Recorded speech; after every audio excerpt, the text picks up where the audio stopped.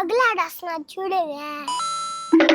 ఇప్పుడు నడి ముగ్గులో నిలబెట్టుకొని లచ్చమ్మా నడుస్తా చూడు. లచ్చమ్మా రే ఇప్పుడు చూడు అమ్మ ఏమమ్మా అనొస్తా చూడు బయట. ఏమమ్మా?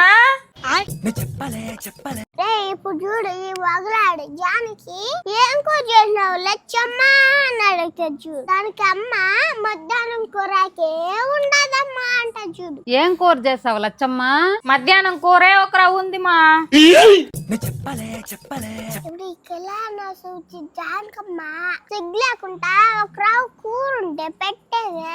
మీ బాబాయ్కి ఏం చేయలేదు కూరాక అని అంట చూడు. అప్పుడు అమ్మ సరే ఏమ కొంచెం అన్న పెడతానా ఎలుటే ఊరగాయ పచ్చడి ఉన్నది పెట్టేస్తలే అంట చూడు. సరేలే లచ్చమ్మ, కొంచెం కూర ఉంటే పెట్టామే. మీ బాబాయ్ కూర ఏం చేయలేదా? సరే టీమా పెట్టిస్తానా. మీ అల్లుడికి కావాలంటే ఊరగాయ పచ్చడి ఉంది పెట్టేస్తానా.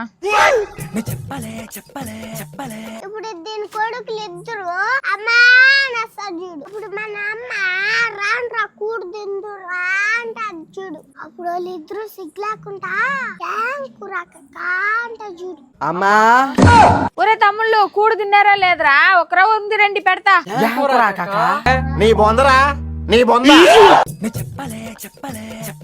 రన్నయ్య ఇప్పుడు నా ఎంట్రీ తర్వాత చూడు ఎవరెవరు ఎలా మారిపోతారు. ఏంది మా ఈదులో కూడు కూరాకు పంచాయతీ పెట్టుండారా?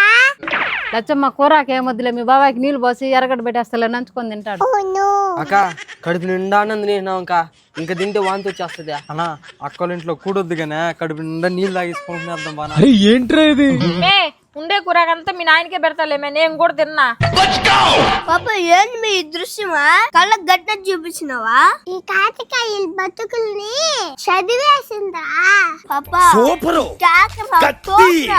తురుము కేకలంతే.